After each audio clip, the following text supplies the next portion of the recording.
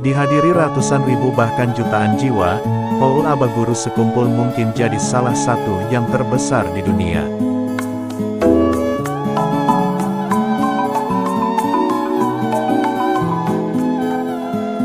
Di edisi terakhir, Haul ke-19 pada 2023 lalu, setidaknya jemaah yang hadir berkisar 3,3 juta jiwa. Angka ini diprediksi bertambah di Haul tahun ini, yang rencananya akan digelar pada 5 Rajab atau tanggal 5 Januari tahun 2025 mendatang.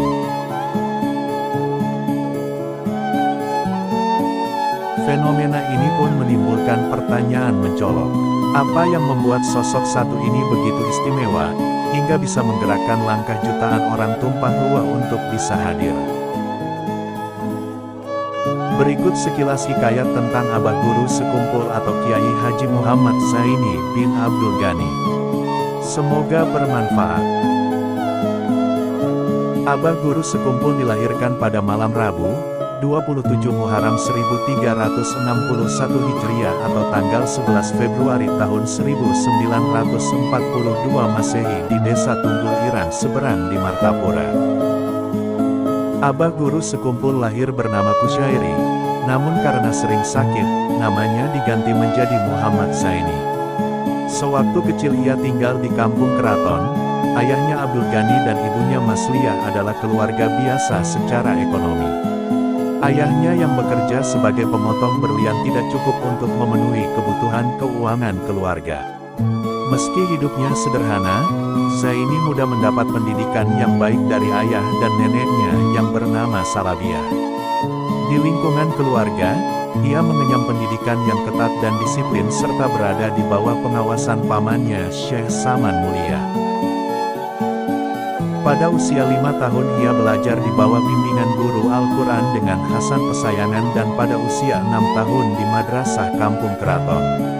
Pada usia 7 tahun ia masuk Madrasah Diniyah Pondok Pesantren Darussalam Martapura.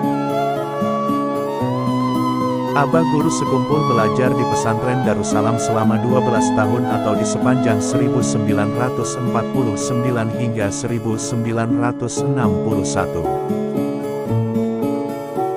Pada tahun 1949 pada umur 7 tahun ia masuk ke jenjang ibtidai dan tahun 1955 melanjutkan ke jenjang sanawiyah di pesantren yang sama.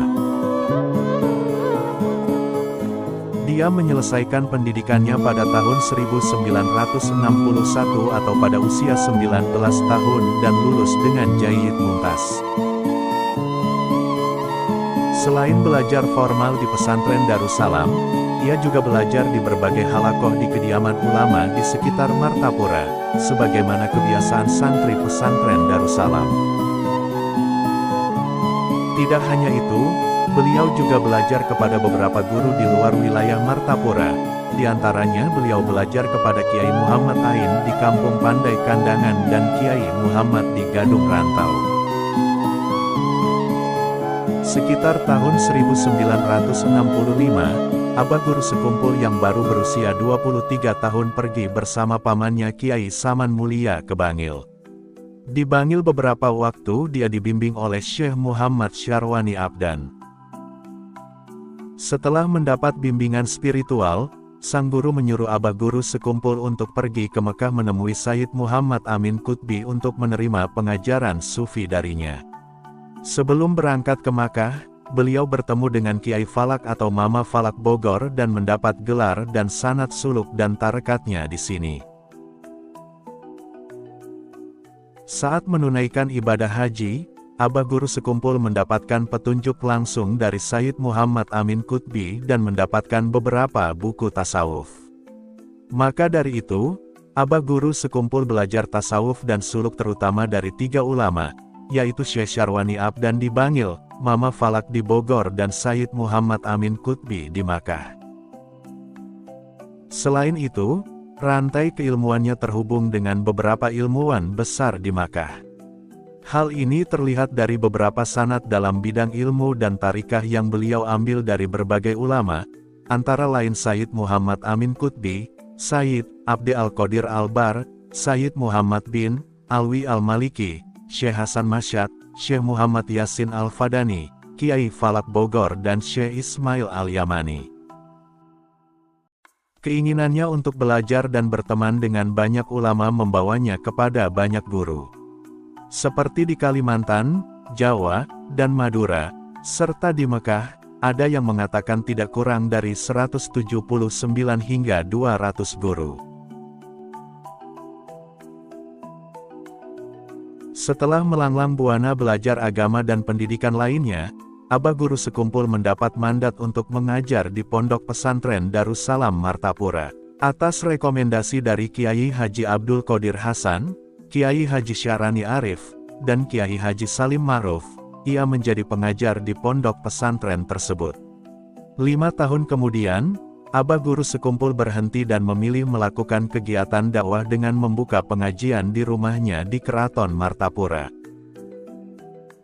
Pengajian ini diadakan hanya untuk menunjang pelajaran para santri di pondok pesantren Darussalam Martapura, dengan diisi pengulangan kitab-kitab ilmu alat, seperti nahwu dan saraf. Namun, pada perkembangannya, jemaah yang menghadiri pengajiannya cukup beragam, bukan hanya dari kalangan santri, tetapi juga masyarakat umum. Pengajian di Keraton Martapura dirasa sudah tidak mampu lagi menampung jemaah, maka Abah Guru Sekumpul berinisiatif untuk pindah ke lokasi pengajian yang baru. Pada sekitar 1980-an, Abah Guru Sekumpul memilih wilayah Sungai Kacang sebagai lokasi rumahnya sekaligus tempat pengajian yang baru. Rumah baru Abah Sekumpul ini kemudian dinamakan Komplek Ar-Raudah. Penamaan tersebut mengacu pada nama Ar-Raudah di Masjid Nabawi, Madinah. Abah Guru Sekumpul meninggal di awal abad ke-21, saat itu kesehatan Abah Guru Sekumpul mulai memburuk dan jatuh sakit.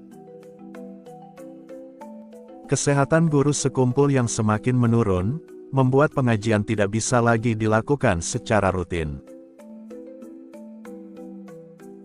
Beberapa kali pengajian diliburkan, bahkan ada yang berbulan-bulan. Dalam keadaan lemah ini, beliau memberikan pidato dari rumah, yang disiarkan televisi baik sambil duduk maupun berbaring. Jamaah yang biasa datang tetap bisa melihat dan mendengarkan pengajian meski tidak datang ke Musala Ar-Raudah seperti biasanya. Pada tahun 2005, kondisi Abah Guru Sekumpul semakin kritis dan diterbangkan ke Rumah Sakit Mount Elizabeth di Singapura. Setelah 10 hari dirawat, Abah Guru Sekumpul dibawa kembali ke Martapura.